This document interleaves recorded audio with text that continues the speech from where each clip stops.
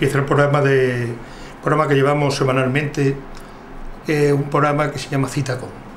El programa es Juan, luego presentaré al amigo Juan Torres, si hace falta presentarte, pero por algunos compañeros que tengan mala memoria, pues después te presentaré. Este es un programa que lo sacamos, y para que lo sepa también todo el mundo, todas las semanas, que salga un personaje bien de la política o bien de la cultura y analicemos el momento actual que está viviendo España.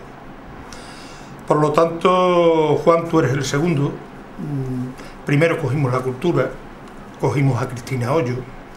Tú eres el segundo de un programa, de un elenco bastante interesante, porque los trabajadores creemos que nos debemos enterar de todo lo que está ocurriendo, de la verdad, y de lo que opinen gente como tú, y gente como estamos intentando que venga al programa. Ante todo, darte un saludo y un cordial abrazo de Manolo Pastrana, secretario general de la UGT, Juan, como tú sabes. Pues deciros que Juan Torres es un doctor en ciencias económicas y empresariales y catedrático de economía aplicada. Es malagueño, no, o por lo menos granadino, pero estuvo en Málaga mucho tiempo en la facultad, e incluso fuiste jefe de departamento en la facultad. Después fuiste, si los datos me lo han dado bien, estuviste en la Facultad de Derecho de vicedecano y después fuiste vicerrector. Sí. Y luego yo tuve la suerte de conocerte porque pertenecía y pertenezco a la FETE, porque me dedico a la enseñanza, de director general de universidades. Es correcto los datos que me dan los compañeros. Sí. Secretario general fui en realidad. Secretario general, efectivamente. Bueno, de Juan Torres también hay que decir que es miembro de ATA, de España. Y también decir que es un hombre que ha escrito infinidad de documentos y escritos, fundamentalmente sobre el tema de la crisis, el tema que hoy precisamente nos ocupa.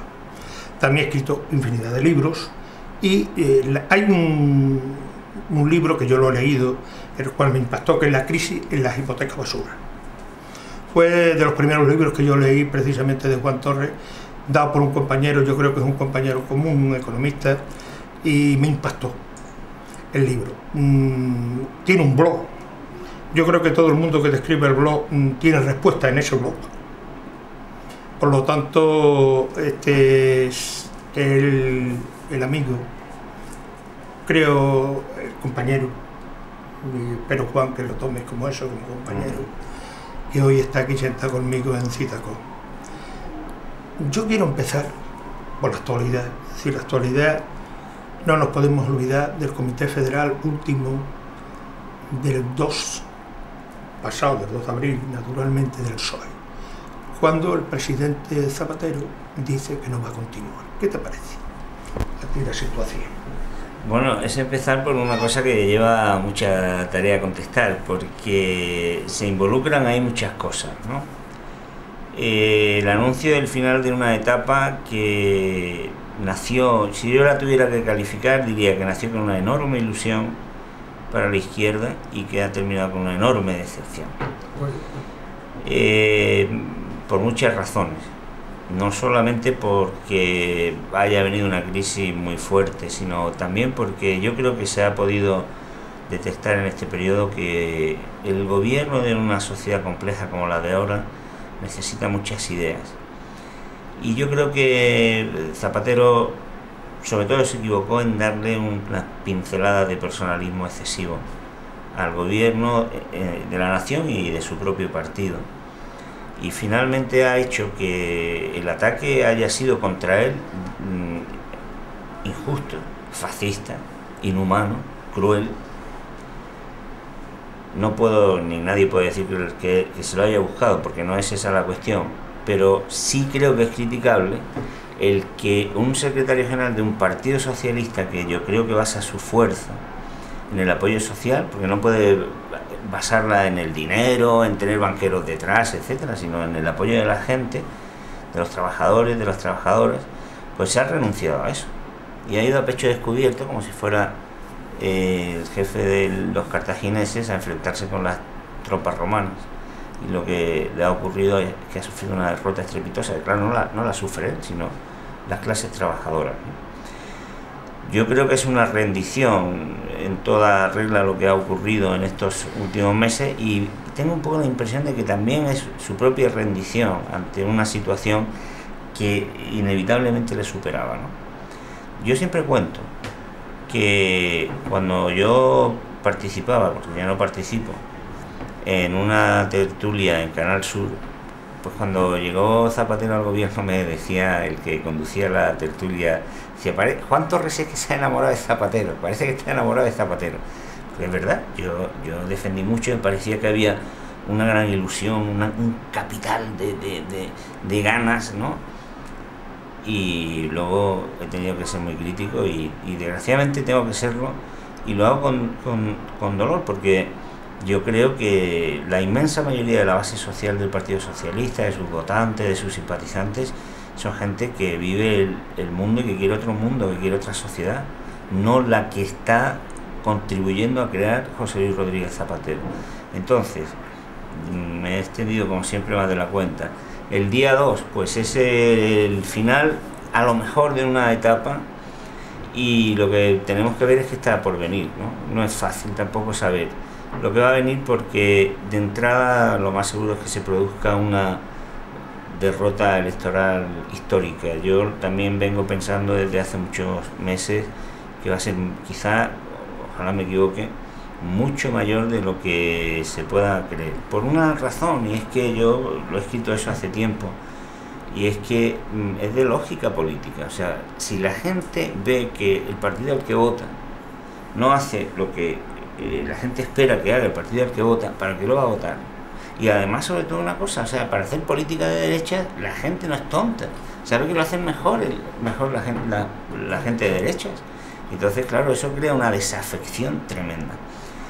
Y por lo tanto, lo que no es un anuncio normal de un secretario general que dice ya no voy a seguir, sino que es que se va a dar en un periodo de una coyuntura muy difícil. Veremos a ver si las cosas incluso se desarrollan tal y como él mismo decía que se iban a desarrollar, porque si la derrota fuera muy grande, pues yo creo que no cabe descartar ningún escenario, incluso el que tuviera que dejar el gobierno, por ejemplo.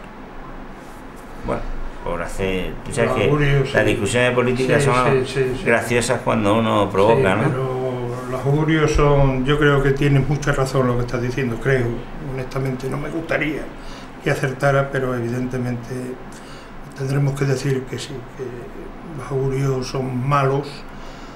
Primero porque, como has dicho anteriormente, si para hacer política de derecha ya está la derecha. ¿Para qué queremos a uno de izquierda hacer política de izquierda? Más adelante daré precisamente esa pregunta. Cuando se ha abierto ya prácticamente el melón, por decirlo de alguna manera, se hablan de dos candidatos fundamentalmente. Yo creo que van a salir más, pero al principio parece que se hablan de dos candidatos fundamentalmente, Rubalcaba y Chacón. La pregunta ahora viene con segunda. Rubalcaba y Chacón están en su gobierno. ¿Es más de lo mismo? No, yo creo que no. Yo creo que no, porque bueno, es que yo tengo muchas dudas sobre eso. Yo no sé si van a ser los dos candidatos. Me cuesta mucho trabajo pensarlo, porque creo yo, hasta donde yo sé que es poco, ¿no?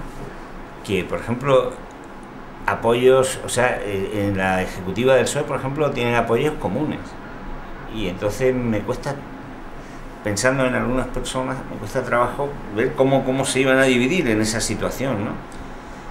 Yo creo que ni Carmen Chacón ni Rubalcaba son lo mismo que Zapatero. O sea, yo honestamente lo digo, porque si me preguntas, o sea, ya que estamos aquí no voy a decir otra cosa distinta a lo que pienso, ¿no? O sea, para mí Zapatero ha sido un bluff. O sea, yo creo que es que no tiene ideas en la cabeza. Y eso es un problema, pero el problema segundo es que si te pones al lado a gente que las ideas que tiene son liberales, pues entonces te llenan de... Bueno, Rubalcaba no es que tenga ideas en la cabeza, es que tiene las ideas que hacen falta para gobernar en la cabeza. Con Rubalcaba se puede estar en desacuerdo en mayor o menor medida, natural, pero Rubalcaba es una persona con una capacidad de análisis político, y con una inteligencia política, y con una capacidad de ver las estrategias y de llevar, como suele decirse en estos ámbitos, la agenda de varios ministerios, que es impresionante. Yo he trabajado poco, pero cuando era secretario general de universidades e investigación, pues en algunas reuniones él estaba, estuve con él, y era una persona que, no siendo exactamente el responsable de temas educativos o de temas de universidades y de investigaciones, se incorpora a una reunión y tú dices, pero si este hombre sabe, o sea, está en el tema con plena actualidad, ¿no? También trabajé un poco con Carmen Chacón en aquel tiempo. Me parece que es una mujer muy inteligente, es una mujer con buena cabeza, muy trabajadora.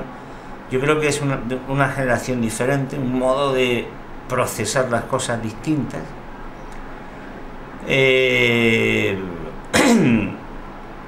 Bueno, yo creo que los dos tendrían que le darían un impulso diferente. Lo que no sé, también yo creo que es un poco de ciclos vitales, ¿no?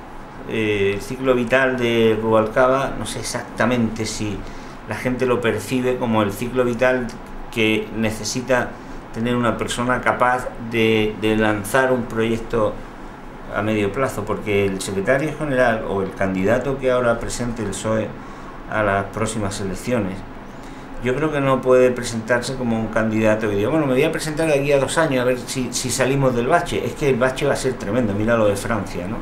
Entonces tiene que ser alguien que sea capaz de transmitir y decirle, bueno, es que estos son 5, 6 o 10 años lo que nos queda, porque el autodestrozo que se ha producido, añadido al destrozo que había producido la derecha, es tremendo. Entonces, claro, ahí tengo un poco de dudas sobre Rubalcaba, incluso por su propia salud, ¿no?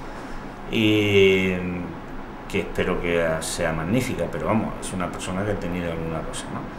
Y luego Carmen Chacón, pues bueno, yo creo que sería pero tampoco termino de verlo, ¿no? En cualquier caso, yo creo que siendo importantes las personas, también es normal, lo normal es que haya más candidatos, porque es que si se produce una derrota muy grande, esto va a calentar mucho. O sea, yo creo que lo más seguro es que haya más. Pero en todo caso, lo importante son los proyectos. El PSOE, el problema hoy día es que la socialdemocracia no tiene sentido, no tiene lugar, porque no hay capacidad de pacto.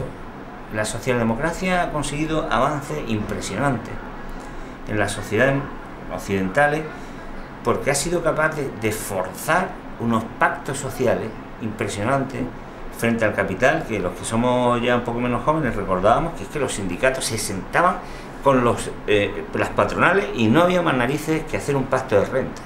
Es decir, había que poner en un papel, bueno, vamos a ver, el año que viene la productividad, el salario, los beneficios van a ir por aquí y van a subir tanto, tanto, tanto y tanto, y nos repartimos la tarta tanto, y el sector público va a poner aquí, aquí, aquí, aquí, aquí. Eso era un pacto de rentas, cuando las dos partes tienen fuerza.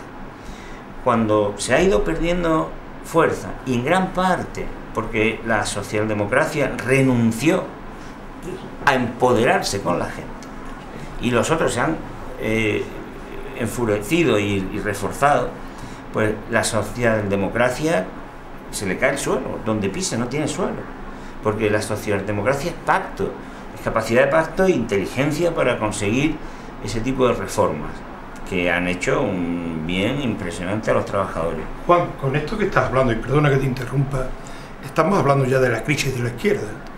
Bueno, es que la crisis de la izquierda viene de los años 80. Eso que iba a decir ya. No olvidemos que esto que estamos viendo es el final de una etapa de derrota histórica de los trabajadores, cuando el capital reacciona ante unos avances impresionantes de las clases trabajadoras en todo el mundo en los años 60 y 70.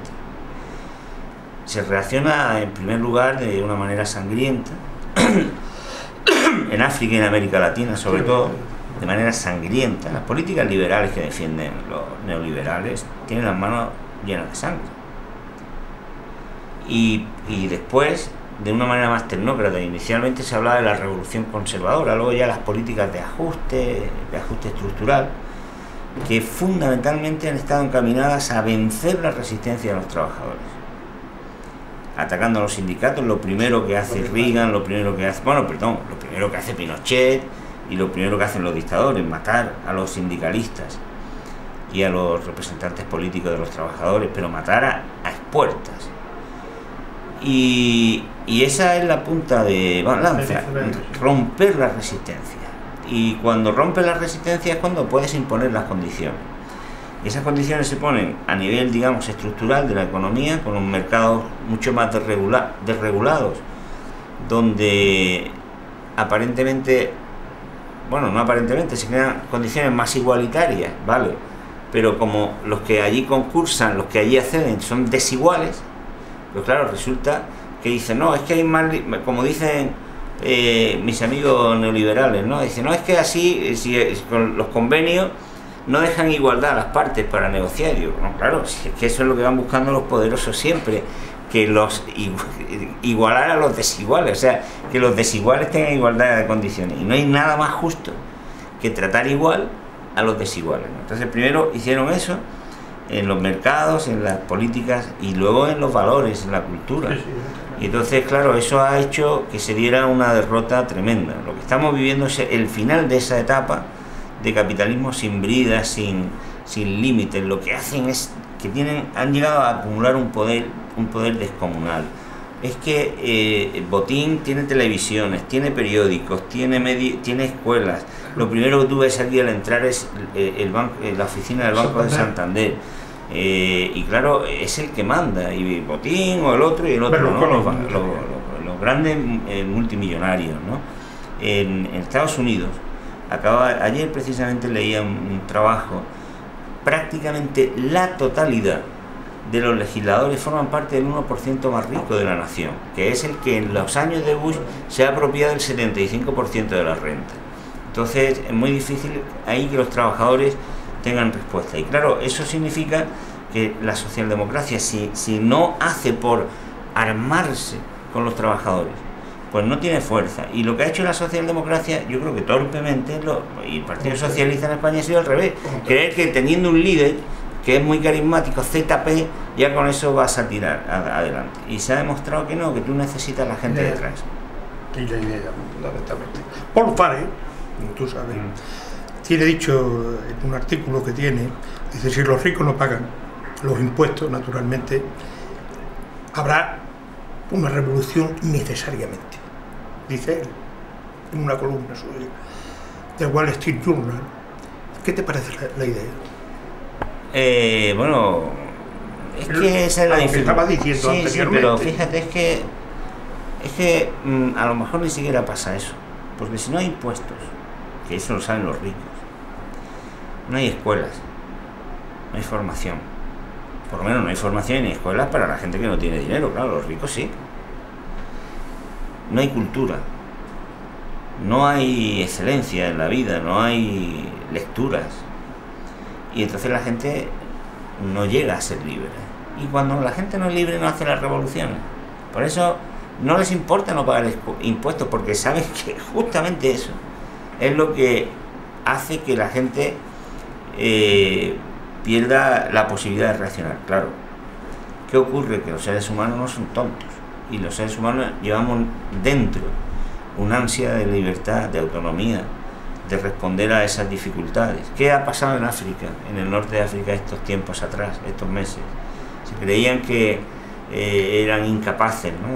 O sea, que iba a subir el precio del pan, el precio de los cereales, el precio de la energía, y que esa gente va a aguantar todo lo que venga. Y ahora otro, en Egipto hubo casi 400 huelgas en los últimos 2 años, y creían que la gente iba a aguantar todo, hasta que ha salido a la calle.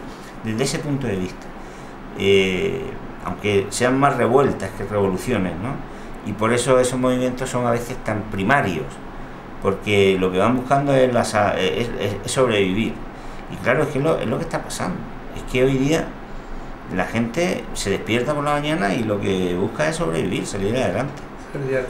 Es curioso porque en la misma entrevista, el mismo Farey viene hablando con el 1% de los súper ricos en Estados Unidos, hay un 1% de súper ricos frente al 99% restante, que son unas clases bajas.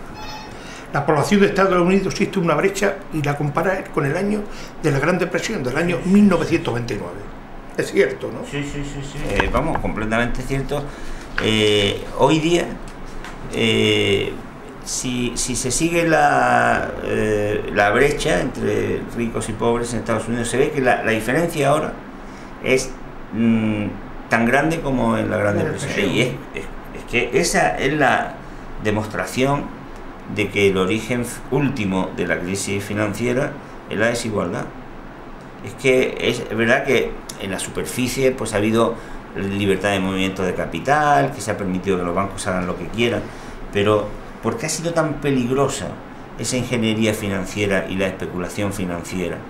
Pues porque hay mucho dinero metido en eso. O sea, si tú vas un día al casino y te gastas 300 euros, pues no pasa nada. Bueno, que los has perdido, ¿no? Pero el problema es cuando tú gastas siempre, todos los días y grandes cantidades, ¿no? Y eso es lo que ha ocurrido, porque se ha acumulado tanta cantidad de dinero en los flujos financieros especulativos que cuando ha habido problemas se ha hundido todo. ¿Y de dónde nacen esos flujos financieros? No vienen de Marte, vienen de la desigualdad, porque el sueldo de los trabajadores, el salario prácticamente se gasta en su totalidad en consumo. Tú me dices a mí, dime cuántos trabajadores asalariados conoces tú que inviertan en la bolsa o en que tengan... no conozco ninguno. O sea, que no, porque a ver si llegan a final de mes, ¿no? Ahorra un poquito, pero ahorra para una incidencia que surge. Sin embargo, ese 1%, que como te he dicho antes, en los años de Bush se apropió del 75% de la renta que se creó en Estados Unidos, por mucho que gaste, no gasta todo en consumo, ahorra y lo lleva a las finanzas. Y es verdad que ahí es donde aparece que los bancos, en lugar de coger ese ahorro que podía haber ido a financiar la actividad productiva, a las empresas, a los consumidores, los bancos lo han llevado a la actividad financiera especulativa. ¿Por qué? Pues porque en un día puedes ganar 1000 veces más que en años. ¿Tú sabes cuánto se tarda en invertir en un mercado financiero 1000 millones de dólares? 4 segundos. ¿Tú te imaginas cuánto se tardaría un empresario en invertir 1 millón de euros? Un empresario, pues fíjate, tiene que comprar, tiene que hacer el plan, el proyecto, tiene que contratar, tiene que producir, tiene que vender, tiene que cobrar. Y quizás, pues después de todo eso, al año y medio tenga un 4, un 5, un 6, un 10, un 15% y tira cohetes, que no hay en España muchos que lo tengan. Sin embargo, un inversor financiero, no 1 millón, 1000 millones, 1000 veces más, en 4 segundos lo ha invertido y gana dinero, porque una subida o una bajada de un céntimo o una milésima en la cotización del dólar o en la cotización del té o del cereal o del oro o lo que sea, le produce una rentabilidad enorme. Entonces, claro, esa desigualdad es la que ha producido la crisis, el daño de la crisis. Antes, en la respuesta que me das, me empiezas a hablar del norte de África, concretamente de Egipto, habla que hay más de 20 movimientos y tal. ¿Tú crees que la desigualdad tan grande que está existiendo en Estados Unidos, que estamos hablando de Estados Unidos, el 1% frente al 99%, puede que esa desigualdad nos lleve a la revolución? Hombre, nos va a llevar a que en algún momento eso estalla. Esto es como, mira, hay un refrán chino que dice que nadie puede estar permanentemente de puntillas. Claro, se viene abajo, ¿no? Pues eso le pasa a las sociedades. Es imposible que se sostenga una sociedad con una desigualdad. De todas maneras, no te vayas a creer que esta gente es tonta. O sea, en los grandes núcleos de pensamiento ya están analizando cómo tratar a una sociedad tan desigual, cómo enfrentarse a una sociedad que va a tener un porcentaje tan grande de personas simplemente sobreviviendo y una minoría súper rica, y están pensando en cómo protegerse de eso, ¿no? Lo que pasa es que nada más que uno pensar en eso pone los pelos de punta. Entonces yo creo que por eso hay que acelerar. Yo creo que es urgente reaccionar. Es urgente que la gente se dé cuenta de que esto hay que decir que es que esto no puede seguir así. Mira, antes cuando tú estabas hablando del dinero que se gastaba en la bolsa, hablabas de 400 millones, ¿cuánto tiempo se gastaría?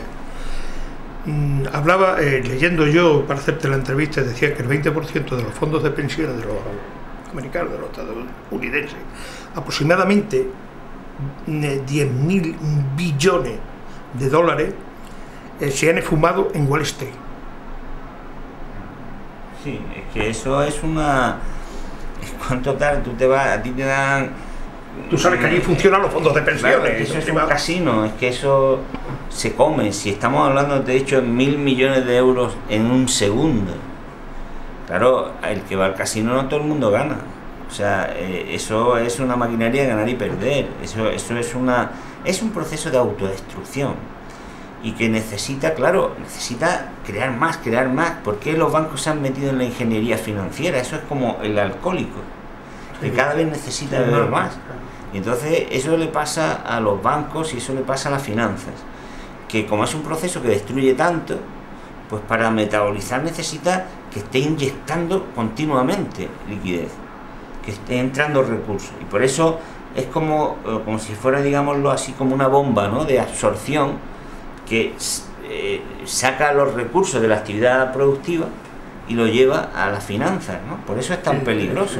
Es que no es solo que la gente vaya al casino, si tú dices, bueno, si quieren ganar dinero, pero es que se llevan el dinero de la actividad productiva. Es que los pequeños y medianos empresarios, que son los que tienen más o menos el 50 o el 60% del empleo, y los que crean el 90% del empleo que se crea en España y en realidad prácticamente en toda Europa, no tienen financiación. No tienen ningún... Es cualquier persona, vamos, igual nos están oyendo, lo sabe la gente, que no tienen financiación. Y claro, sin financiación es como la sangre de la economía. Y es que no tienen, no porque no haya, es que se la llevan a los flujos financieros. Hoy día, precisamente hoy escribo un artículo en Sistema Digital y explico eso. Los bancos centrales le dan dinero a los bancos, muy baratito, para que se supone que le den a las empresas, y lo que hacen es que se lo llevan al carry trade, es decir, a operaciones especulativas, a comprar oro, a comprar cereal, bueno, no oro, cereal, títulos, papeles, y encima están provocando subidas de precios, ¿no? Y yo le llamo a los bancos centrales el brazo torpe de lucha contra la inflación, porque dice, no, es que nosotros tenemos que dedicar nada más que a luchar contra la inflación, y ellos mismos son los que hacen una política que sube los precios. O sea, hoy día es que dicen los bancos centrales, hay que subir los tipos de interés porque está subiendo la inflación. ¿Por qué sube la inflación? Porque está subiendo el petróleo, está subiendo las materias primas, pero ¿quién la sube? Los especuladores que especulan con el dinero que le dan los bancos centrales, el brazo torpe. Esos tipos habría que meterlos en la cárcel, porque están creando un desastre en todo el mundo. Siguiendo hablando con la sociedad de Estados Unidos, también leyendo así por encima de la entrevista tuya, hay unos datos muy curiosos. Dice, el 1 de cada 5 estadounidenses se encuentra desempleado o subempleado. El 1 de cada 9 familias no dispone de saldo mínimo en la tarjeta de crédito, naturalmente. 1 de cada 8 hipotecas están en ejecución hipotecaria. 1 de cada 8 estadounidenses viven con cupones de alimentos. Yo me pregunto, ¿te acuerdas lo del sueño americano? ¿Se podrá convertir en pesadilla americana? Para mucha gente ya lo es. Bueno, cuando ocurrió lo del Katrina lo vimos, ¿no? Y ahora con esos datos, Estados Unidos es una sociedad muy desigual. O sea, es que nos muestra lo que es el capitalismo. Es desigual, es injusto, y el problema es que eso es como ir en bicicleta, que si te paras te caes. O sea, que tiende a hacerlo cada vez más.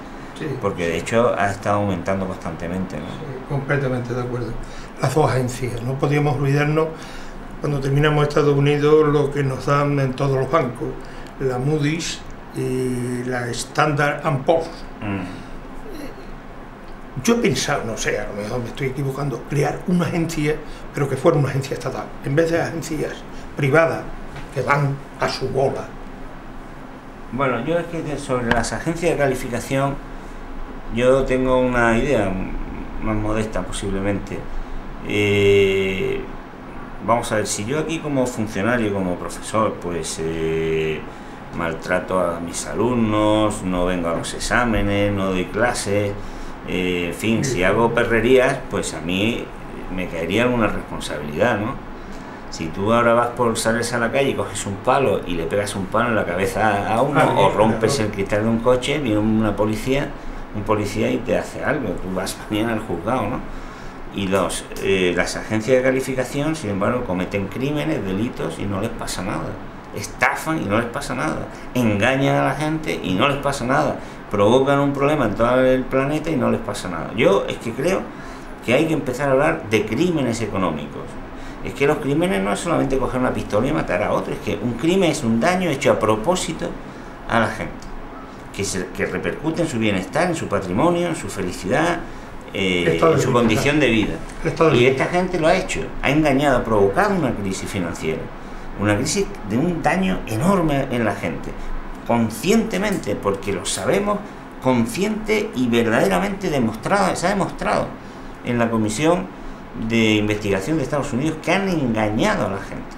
Son criminales, son corruptas. Esas agencias no, es que tendrían que desaparecer y sus responsables ir a la cárcel directamente. De verdad es que yo no creo, por eso te digo que a lo mejor mi idea es más primitiva. No, yo también. Por eso los criminales tienen que estar en la cárcel y tendría que investigarse. Y lógicamente luego, pues sí, necesitamos agencias de evaluación y tal, que tengamos la garantía de que no son clientes de los bancos que hacen las tropelías. Yo me lo guiso y yo me lo como. Entonces yo creo que hay que hacerlo de otra manera. Y hay que decírselo a la gente claramente, son criminales. Porque un criminal es el que comete crímenes. Y tenemos que hablar claro. Porque es que encima va a parecer que son las hermanitas de los pobres. Y son las que están llevando, junto con la banca, a la ruina del mundo, conscientemente. Porque están tomando medidas. El 90% de las hipotecas basuras, que eran basura, le dieron una calificación de la máxima calidad. Estaban mintiendo a la gente, mintieron a la gente. Ellos provocaron la crisis junto a otros más, y las autoridades que lo sabían, claro. Volvamos a España. Mira, ya lo has comentado tú y te lo quiero repetir aquí.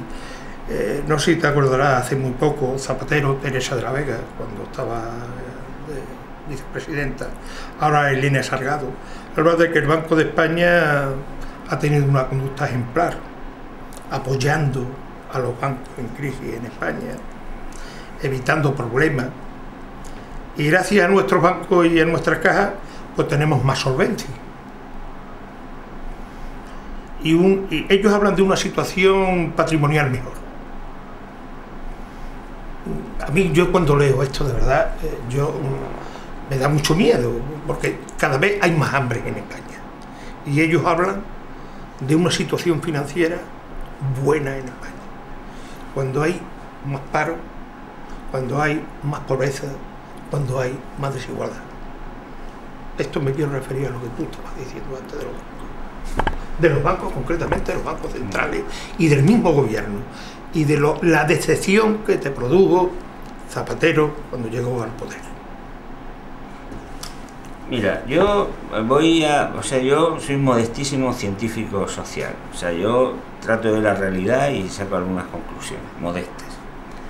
Decir que el Banco de España ha tenido un comportamiento ejemplar, en mi modesta opinión, es mentira. Es una mentira. Hace unos días se ha publicado una carta que los inspectores del Banco de España,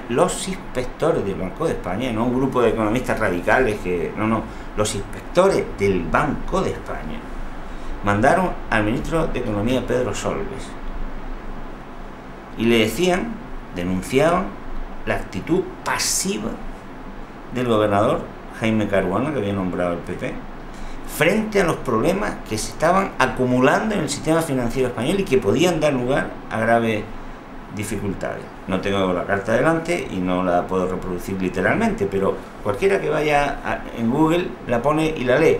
Y después de leer esa carta, a ver quién tiene la cara bonita de decir que el Banco de España ha tenido un comportamiento ejemplar cuando los propios inspectores del Banco de España han denunciado al ministro la actitud pasiva del gobernador y de los directivos del banco. Por lo tanto, no ha sido ejemplar. Y la prueba de que no ha sido ejemplar es de que en España se ha producido un endeudamiento impresionante. Cualquiera que haya ido a un banco en los últimos años sabía lo que pasaba. Que tú ibas allí a pedir una hipoteca porque te iba a comprar un piso y te decían, no, llévate más, te compra un coche, te compra otro. ¿Cuántas miles de familias hay ahora mismo engañadas? Con los clips, con los swaps, con los seguros. El Banco de España lo sabía. El Banco de España sabía la acumulación de crédito podrido y basura que se estaba generando.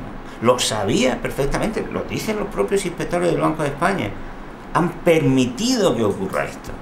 Lo sabían, tenían posibilidad. El Banco de España es como si un guardia de tráfico, cuando se ha producido allí en la calle un caos de tráfico, cuando él estaba allí vigilando, dice, es que se han hecho un lío los coches. No, vamos a ver, usted no ha hecho lo adecuado para que aquello funcione bien. No diga usted que el Banco de España podía haber evitado eso, que podía haber cortado esos flujos de endeudamiento. ¿Para qué servían? ¿Para qué han servido?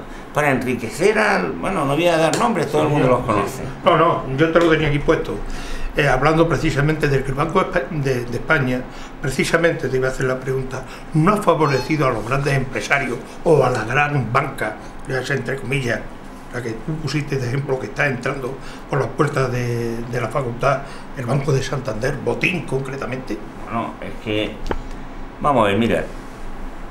Un gobernador, un subgobernador del Banco de España, termina el mandato y en poco tiempo está en el Consejo de Administración de una banca privada.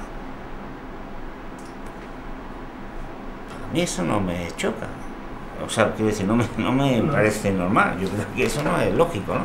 Un subgobernador termina el mandato y acaba de portavoz de la patronal bancaria. O sea, eso no parece lógico, ¿no? Entonces, hay una connivencia evidente. Se ha dejado hacer.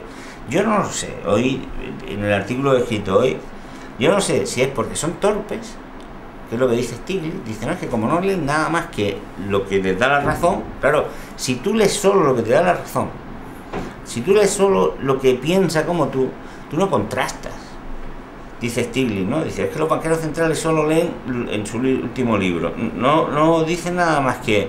No leen nada más que lo que les da la razón. Entonces, claro, son incapaces de ver otra cosa que salga fuera. O por eso, o porque son directamente cómplices, punto. Yo no lo sé. Me da lo mismo, porque el efecto, al fin y al cabo, es igual. Yo no puedo conocer la intención de la gente y, por lo tanto, ni me hago esa pregunta. Pero o A o B. Y lo cierto es que han dejado actuar.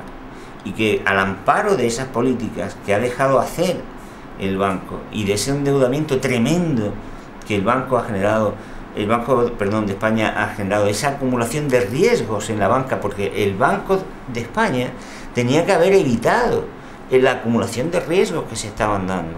¿O es que aquí en España no sabía nadie lo de Caja Sur?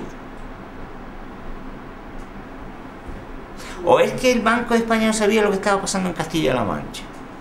Pues claro, o es que no sabía, claro que no sabía, y lo sabe. Tenía que haber intervenido. Y la prueba es que tenemos un problema que es verdad que no teníamos un problema de titulación en bonos en hipotecas basura, pero teníamos un problema diferente, ¿no? Y también me parece que hoy día decir que la banca española, bueno, ya lo dijo Zapatero, y luego decir que es ejemplar y que tiene una situación de solvencia ejemplar, cuanto menos es infundado, porque los análisis de estrés que llaman, ¿no? Los que hicieron en su momento eran falsos, era mentira. Si lo hicieron en Irlanda, todos pasaron la prueba y al poco tiempo cayó de la banca. Era mentira, y además cuando se hicieron se dijo, muchos economistas dijeron, están haciendo unos test que son mentiras. Y ahora igual, por una razón, mira, el Banco de España y el Banco Central Europeo y luego la Reserva Federal de Estados Unidos aprobaron que los valores de los activos que tiene un banco, por ejemplo, si esto es un contrato de 1 millón de euros que yo hice con un promotor,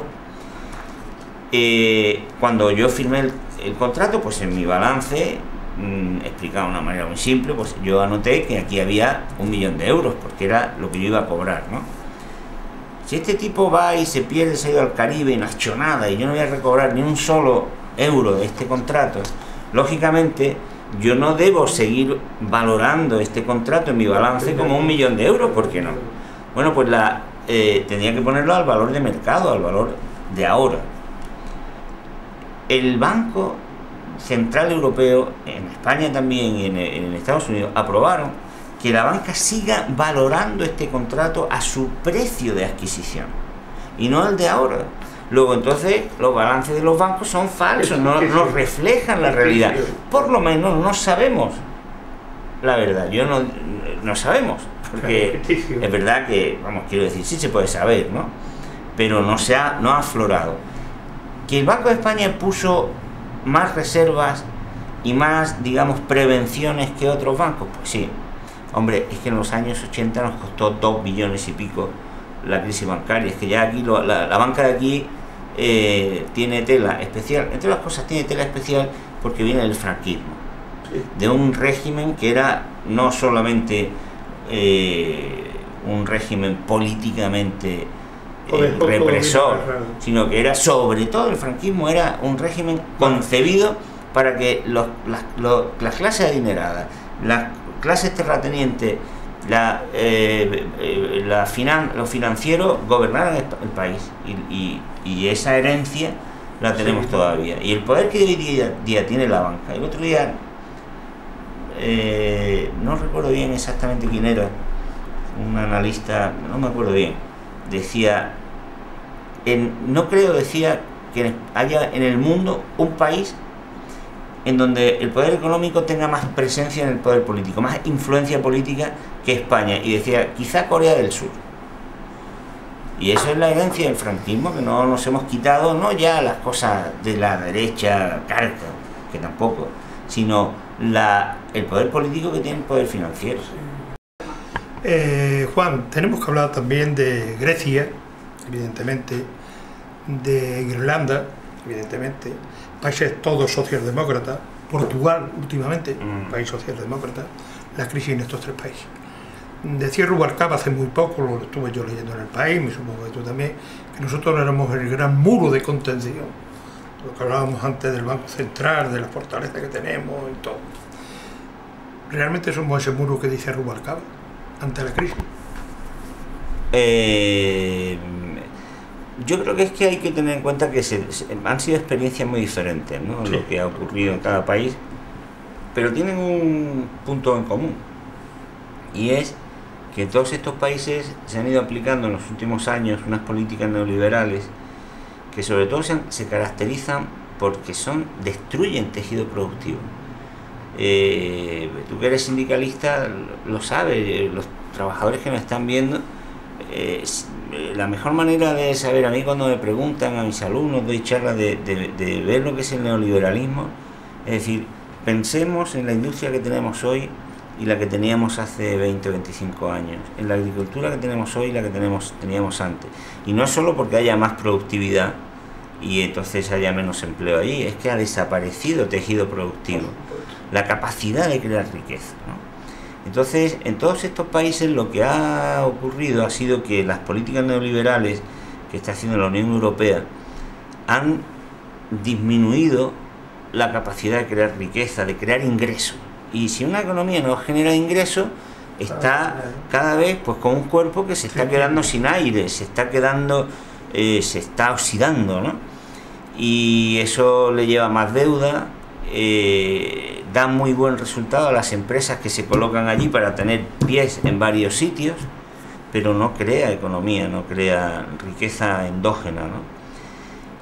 Y eso le ha pasado no solo a estos países, claro, han caído las piezas de la periferia más débiles, ¿no? Grecia, la primera, por una razón añadida, y era por la corrupción del gobierno de derecha anterior. Irlanda, porque precisamente era el ejemplo de las políticas neoliberales. Oye, es que en julio pasado, y antes, Irlanda la ponían de ejemplo. Eso aquí se olvida. Yo no sé cómo el PSOE a veces pierde las mejores, porque realmente yo no sé cómo no le explica a la gente y le pone las frases de Esperanza Aguirre y de otros dirigentes diciendo tenemos que hacer lo que hacían en Irlanda. Hombre, que lo vea la gente, lo que el PP nos proponía hacer lo de Irlanda, y mira cómo está Irlanda, ¿no? Y Portugal, pues prácticamente igual. En España puede ocurrir, y no solo en España, es que es toda Europa la que está contaminada de políticas neoliberales y del efecto destructor de riqueza de políticas neoliberales. Aparentemente se salva Alemania, pero no es verdad, porque Alemania tiene dos elementos que no se cuentan. Primero, que en realidad está fagocitando, está viviendo de ingresos de otros países, porque tiene una posición en la estructura de poder muy potente. Segundo, porque está saliendo adelante ha salido gracias al endeudamiento de otros. Y luego hay una cosa que se olvida, y es que el gran superávit comercial que ha tenido Alemania en estos últimos años, en lugar de dedicarse a mejorar las condiciones de vida de su población, se ha dedicado a crear deuda, o sea, a financiar a otros. Entonces, se dice, Alemania va bien, es como cuando estaba aquí Aznar, ¿no? España está bien. Yo escribí un libro, se llamaba España, lo titulé España va bien y el mundo tampoco. Alemania va bien y los ciudadanos alemanes tampoco. Porque claro, van bien las grandes empresas alemanas. Los grandes bancos sí logran recobrar la deuda, pero en Alemania las clases trabajadoras están empeorando en una creciente medida, ¿no? Entonces no creo que sea muy realista decir, bueno, nosotros somos aquí lo que podemos garantizar que no pase nada, porque puede pasar. Tenemos que hablar de un tema para ir terminando, que es la seguridad social, y de otro tema el paraíso fiscal. Yo creo que van dos temas muy ligados uno y otro, porque los paraísos fiscales los llevan los ricos, lo que estábamos hablando, ese 1% que existía en Estados Unidos, aquí en España prácticamente casi más de lo mismo, mientras que la seguridad social somos los que tenemos sueldo, los que pagamos esa seguridad social, los demás no pagan nada. Para mantener una seguridad social fuerte tenemos que contribuir todos, y además saberlo todos los trabajadores y todo, y denunciarlo todo, aquellos que se van a paraísos fiscales, incluido el mismo Estado diciendo, no se vayan a ir los ricos. ¿Qué te parece a ti esa política? Yo, sobre el tema de la seguridad social y de las pensiones, lo tengo muy claro. Hemos publicado con Vicente Navarro y Alberto Garzón un librito que en gran medida se lo debemos a UGT, porque a mí me habían invitado el sindicato de pensionistas, no sé cómo se llama, ¿no? De pensionistas, en Toledo, a dar una charla, y entonces quedaron muy contentos y me preguntaban y tal, ¿no? Y entonces a la salida yo pensé, dije, oye, pues voy a poner, si ponemos en un libro las preguntas que nos están haciendo, por lo menos descansamos un poco, ¿no? Y entonces les pareció muy buena idea, y la verdad es que el librito nació de allí, ¿no? Y ha tenido un éxito grande porque se ha distribuido mucho. Ahí en la... Y sí, lo hemos distribuido además en PDF, ¿no? Entonces, bueno, ahí demostramos, creo yo, que esto es un engaño. O sea, lo de las pensiones es un engaño tremendo. Cómo están los bancos financiando a los mismos informes, allí los tengo enfrente, ¿no? Que se equivocan un año y otro, y siempre con lo mismo, pero claro, es un discurso tan poderoso y tan insistente que termina convenciendo de las mentiras. Ya sabes tú, porque no te lo voy a ocultar, que yo he sido crítico con el acuerdo que se firmó. Sí. He sido crítico porque creo que supone un paso atrás. Igualmente he dicho, vale, critiquemos a los sindicatos, pero démosle fuerza a los sindicatos, porque si los dejamos solos negociando con el lobo, entonces lo que va a pasar no es esto, va a ser peor. O sea, no sé si eso no me reconforta, ni supongo que hace más agradable la crítica, porque siempre que uno critica a otro, pues sentirse criticado no es plato de buen gusto. Yo por lo menos agradezco mucho a vosotros, y ya aprovecho, ¿no? Que me gusta decirlo, porque cuando tú decías al principio, me siento compañero, ¿no? Aunque no esté afiliado a la UGT, lo mismo que no estoy afiliado a otros sitios porque quiero seguir trabajando con todos, ¿no? Y la verdad es que yo agradezco mucho que, a pesar de haber sido crítico y de haber dicho lo que yo pensaba con respecto al tema del acuerdo, al pacto de las pensiones, pues honestamente lo digo, no he notado, digamos, pues después de decir, este ya no es de los nuestros y tal, ¿no? Y yo eso lo agradezco y creo que es una cosa positiva. Y debo decirlo que tanto en la UGT como en comisiones obreras, ¿no? Y lo digo, además, como estamos en familia y podemos decir, para eso estamos hablando, ¿no? No hubiera pasado en otros momentos. Yo que estoy un poco más fuera, que veo las cosas de fuera, veo el cambio. Y eso yo se lo estoy explicando a mucha gente que está, como tú sabes, siendo muy combativa con los sindicatos mayoritarios, ¿no? A los que yo le digo, claro, critiquemos, pero démosle fuerza y hagamos cosas que den fuerza, no que debiliten, ¿no? Porque yo creo que es que la derrota de la que hablábamos antes nos entontece a todos, yo el primero, pero es que a mí a veces yo me miro, me levanto y digo, oye, ¿es que estamos tontos o qué? ¿Es que estamos tontos o qué? Porque es que vamos, que con lo que está cayendo, con la fuerza que tiene el capital, la derecha económica, el poder financiero, que estemos viendo a ver cómo le sacamos punta a una cosa, a ver cómo me discuto con otro. Yo creo que tendríamos que hacer una piña. Bueno, es verdad que hoy día, tal como estamos, tenemos que hacer una piña para sobrevivir, es decir, para conseguir lo elemental, y poquito a poco supongo que podríamos ir consiguiendo algo más. Pero es que hay gente que dice, no, yo, como es que eso es lo elemental, no, yo esto. Entonces, claro, lo que en lugar de hacer una piña es una fila, ¿no? Y aquí la fila es para ver quién está más lejos, porque el que esté más lejos es el que se siente más de izquierda, ¿no? Y yo ya de verdad lo digo, a veces digo, mira, es que cuando me hablan de izquierda, es que me importa un rábano la izquierda. A mí lo que me importa es la justicia. A mí lo que me importa es decirle a la gente que me da igual de cuál sea su ideología, que hay que oponerse a la banca, que hay que oponerse a una manera de organizar la sociedad que está trayendo un desastre. Y yo creo que eso tendríamos que decírselo a la gente de una manera muy franca, ¿no? Pero bueno, me he enrollado muchísimo. No. Yo lo que creo es que el tema de la seguridad social es una estafa tal como se está planteando. La privatización de la seguridad social, lo único a lo que lleva es a que haya menos gente con pensiones y que las pensiones sean más bajas. Porque dime tú, el otro día salió en la página web de ATAC un artículo que hacía unos cálculos muy simplitos, ¿no? A ver, ¿cuánto tendría que dar mensualmente un trabajador? ¿Cuánto tendría que ahorrar y meter en un fondo de pensiones? Que por cierto llaman pensiones al ahorro. O sea, una pensión es lo que viene del Estado. Cuando te monta una cuenta en un banco, eso no es una pensión, eso es como lo que ha ocurrido siempre, que los ricos y la gente que tiene dinero ahorra. Eso no es una pensión. Pero bueno, le llaman fondo de pensiones porque engañan hasta en el nombre, ¿no? Pues hacía cálculo y decía, ¿quién puede pagarse 300, 400 euros, que más o menos es lo que tendrías que estar pagando para tener una pensión de miseria? Porque la gente no sabe lo que es la capitalización. Entonces, es un engaño, es una estafa, y eso hay que combatirlo por todos los medios. Lo que pasa es que, claro, es muy difícil porque ha penetrado tanto, ¿no? Y yo te diré que hay muchas razones hoy día para que cuando uno lee la prensa o ve la radio, la televisión, casi entre en un estado de profunda melancolía y depresión casi, ¿no? Porque es que de verdad que a veces ya uno dice, mira, yo ya es que ya no tengo más fuerza, yo ya no puedo, ¿no?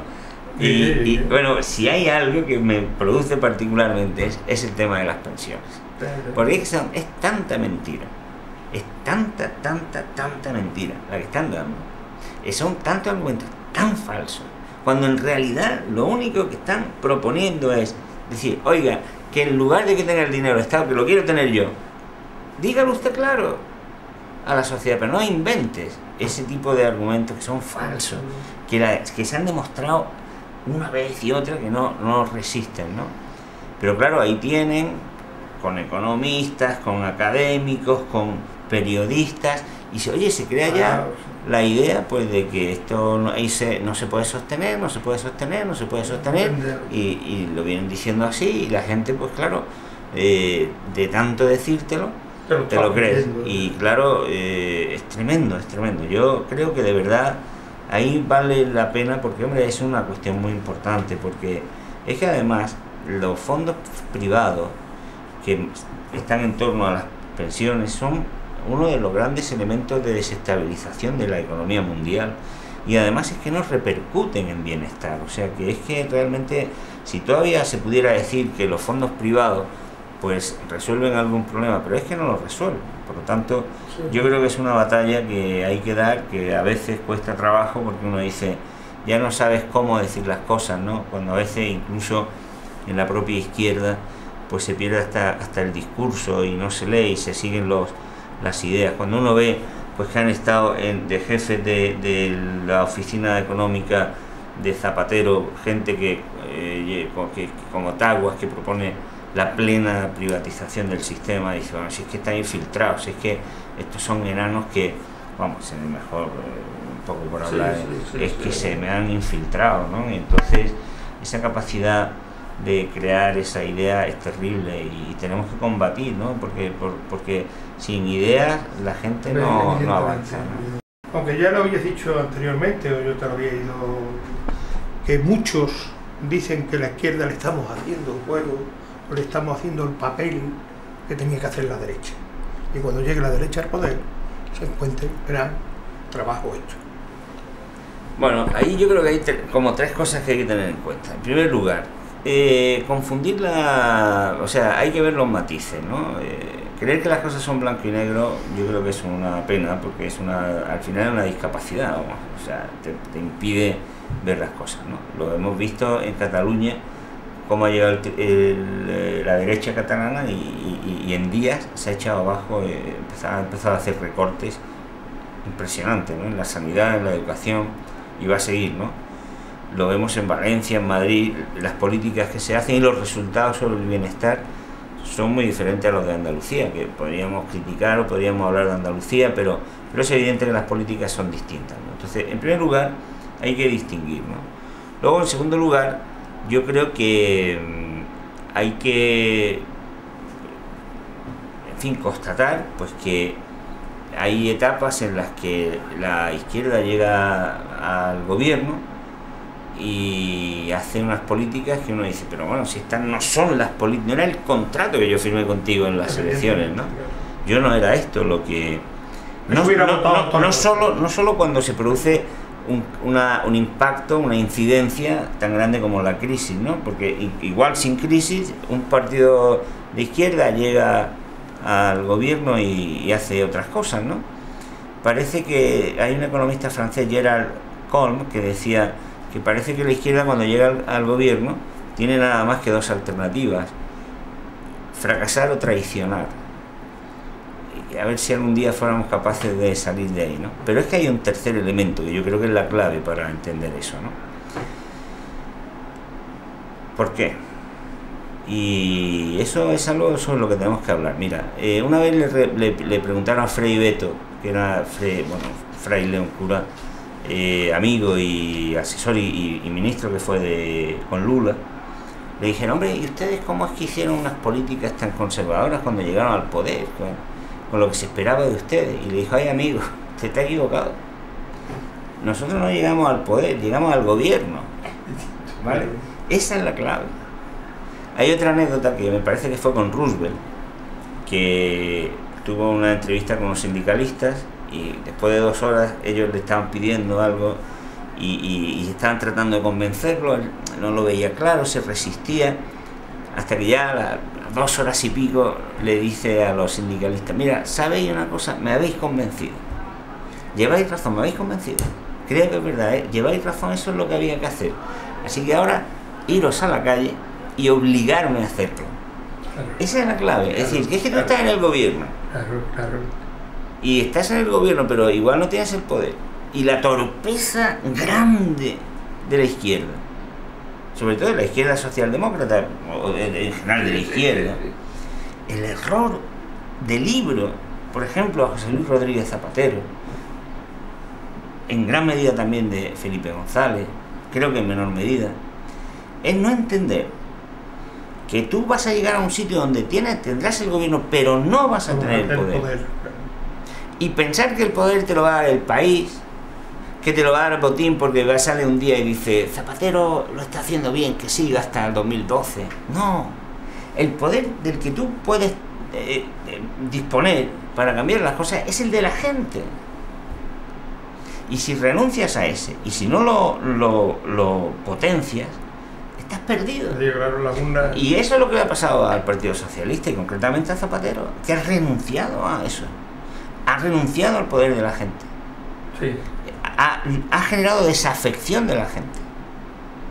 Evidentemente. Y eso es lo que te hace que tú estés en el gobierno y aunque quisieras, o sea, aunque Zapatero quisiera, ¿tú te crees que Zapatero, vamos, yo no lo conozco ni he hablado nunca con él, pero puedo pensarlo perfectamente, estoy convencido de que Zapatero querría hacer otras políticas? ¿Tú te crees que Zapatero, por mucho que diga José Luis Rodríguez Zapatero o sus miembros del gobierno, no saben que lo que están haciendo es una barbaridad desde el punto de vista del bienestar social?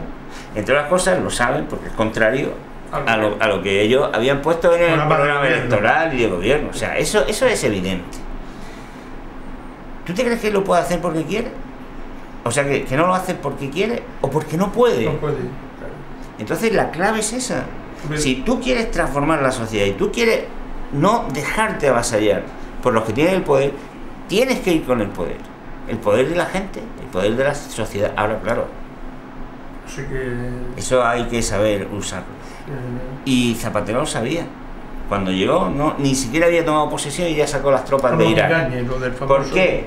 Porque tenía a la gente en la calle, porque él sabía que él se lo decía a Estados Unidos y le decía, mira, es que yo tengo ahí millones de personas en la calle. Ese poder es el que le permite a él tutear al poder de Estados Unidos, ¿no? Yo quiero terminar ya, y además te doy las gracias por el abuso tan grande que hemos tenido. Pero ha sido una charla para mí, bueno, ya te has dado cuenta, se me ha ido rapidísimo. Pero tengo que hablar de los sindicatos, soy sindicalista y aparte de la UGT, y tenemos que hablar de los sindicatos. Hay mucha gente que dice que el sindicalismo ha muerto, otros que los sindicatos, bueno, pues son la correa de transmisión del poder, otros infinidad de barbaridades y tonterías. Un sindicalista te puede decir que, honestamente yo, que los sindicatos no han muerto. Mientras que existan clases, los sindicatos nunca morirán. Mientras que exista desigualdad, los sindicatos no morirán. ¿Tú qué opinión le das? Mira, si yo te soy sincero, yo que creo que, en fin, puedo decir que estoy dispuesto a echar una mano siempre que se me pida a los sindicatos. Lo sé. A veces me cuesta trabajo, a veces me cabreo. No sé si es una expresión bien. Muy televisiva, ¿no? Correcta, pero porque correcto, digo, madre mía, ¿no? ¿Cómo hacen esto? Yo lo que pasa que, no sé, porque quizá tengo una mezcla de utopismo y de pragmatismo. Yo siempre que he podido, en fin, modestamente, ¿no?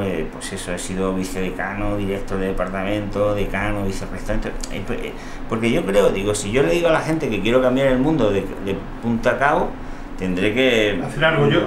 La gente me tendrá que ver que puedo en un momento dado cambiar aquí algo, ¿no? Y entiendo las dificultades. Yo muchas veces le digo a la gente, digo, si es que yo soy decano y digo, yo veo que hay goteras y que hay que arreglar las cañerías y que hay que pintar, y tú me dices, sí, yo sé que hay que pintar y que hay que arreglarlo, pero bueno, es que eso no es que yo diga mañana que se pinte, claro. Y de dónde sale, es que, ¿entiendes? Que las cosas necesitan, no depende solo de la voluntad. O sea, tú quisieras que tus afiliados fueran gente completamente honesta, completamente dispuesta a trabajar por el sindicato, completamente dispuesta a estar en la mejor formación, completamente dispuesto a dar lo que fuera en una negociación, con una inteligencia sublime para llegar a negociar y que no lo engañe. Claro, si tú le preguntas, o sea, pero el mundo es como es, ¿no? El mundo es imperfecto.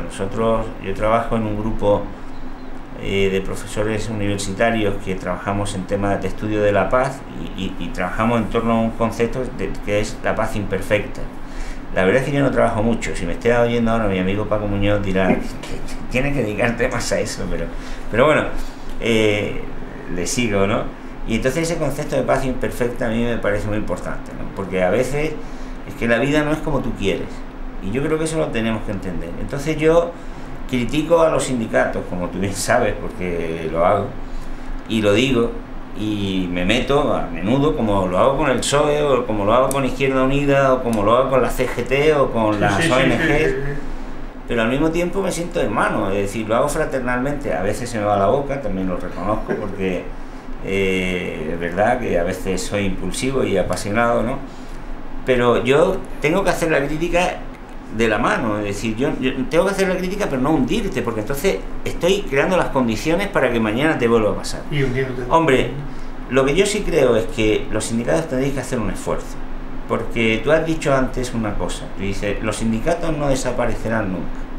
No te fíes, porque te pueden eliminar, porque bueno, no van a desaparecer por gusto, ni los trabajadores van a querer, pero van a ir a por los sindicatos. Van a por los sindicatos. Y entonces, frente a ese ataque desmesurado que se va a producir, no hay nada más que ver, ¿no? Yo no la estoy viendo, pero mi mujer sí está viendo una serie que están poniendo ahora, creo que sobre la República, ¿no? Y me decía anoche, dices, es curioso el toque subliminal que hay contra los sindicatos, ¿no? Sí, está en todos los sitios, ¿no? Hasta en una serie de televisión, ¿no? Entonces yo creo que frente a eso, lo que yo modestísimamente recomiendo o diría a los sindicatos, hay que armarse, hay que rearmarse. ¿De qué? De mucha honestidad. Sí, estoy de acuerdo. Yo creo que la gente puede entender que se pierdan batallas, pero la gente lo que no entiende es que te pongan un plato de gato y te digan que es liebre, porque no lo entienden, porque es gato, yo estoy viendo que es gato. Entonces, honestidad, transparencia, reconocer los fallos, tener inteligencia liberadora. A veces a mí se me vienen abajo los palos del sombrajo cuando yo veo que a veces tenéis asesores que son más liberales que Friedman, ¿no? Madre mía. Bueno, es una manera de hablar, y no me estoy refiriendo solamente a UGT, en general. Sí. Es una manera, no, evidentemente, ¿no? Una expresión que es metafórica, ¿no? Creo que tendréis que fortalecer también mucho la formación. Exacto. Para que cualquier sindicalista tenga sus ideas, porque eso es como el cemento que a ti te hace impermeable a las ideas de la derecha. Pero claro, si tú tienes, como tenemos, porque todos hemos visto y vemos las listas electorales cuando hay elecciones y tal, y tú muchas veces dices, pero fulano, hombre, es verdad que un sindicato no tiene por qué tener ideología, ¿no? Pero tú dices, ¿qué hace aquí, no? Esto choca, ¿no? Con las ideas que tiene, tú lo oyes y dices, pero si yo lo he oído, es como, bueno, no quiero hablar porque iba a hablar de otra cosa que no tiene nada que ver con los sindicatos, ¿no? Pero he visto gobiernos que ponen en ámbitos que tienen que ver con la defensa del estado del bienestar a gente que no cree en el estado del bienestar, en la intervención pública. Entonces tú dices, bueno, ese hombre o esa persona, ¿cómo está ahí? Entonces yo creo que la formación es fundamental, ¿no? Y luego una cosa que es espinosa, que es ganar cada vez más espacios de independencia, porque cuando uno es dependiente, y la dependencia es muy malo. Y entonces por esa línea yo creo que los sindicatos se podrían refortalecer, y desde luego yo creo que mucha gente, es verdad que en los últimos tiempos, claro, hemos pasado del frío al calor, ¿no? Del calor al frío, con la huelga, luego con el tema del pacto, pero yo creo que la gente es consciente de que los sindicatos son necesarios, ¿no? Pero entre todos tenemos que hacer un esfuerzo. Yo creo, bueno, mucho de lo que ha dicho sí, en otros no, pero creo que eso se podría solucionar con lo que tú has dicho anteriormente, la unión hace la fuerza, estando más gente afiliada, es decir, que la afiliación aumente. Claro, es que los sindicatos españoles son de tiene la tasa de afiliación casi más baja de Europa. Entonces, claro, si no tienen fuerza, ¿cómo le pides cosas que solo se pueden conseguir con la fuerza? Vamos, con la fuerza de la afiliación y del poder ciudadano, ¿no? Entonces, y luego también se me ha pasado, pero creo que es importante, que yo creo que también en la izquierda, como ha habido la crisis que hay en la izquierda, hablando en plata, en el PSOE, por lo que ha pasado con el PSOE, que se ha derechizado mucho, y luego pues Izquierda Unida, que tanto por algunos problemas propios como por el impacto que ha tenido la ley electoral tan negativo, ¿no?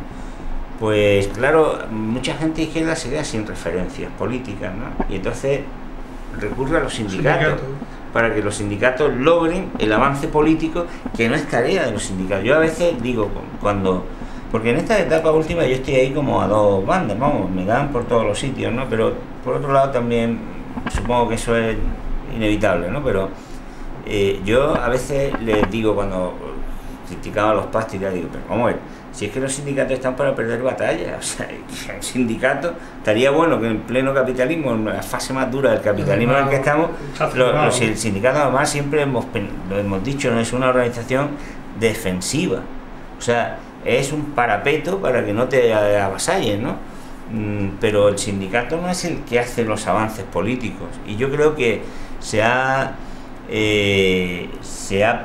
pidiendo a los sindicatos que desempeñen el papel de una izquierda política muy débil en un caso y muy inoperante desde el punto de vista de las políticas de izquierda en otro, ¿no? Entonces, claro, eso tampoco es así, ¿no?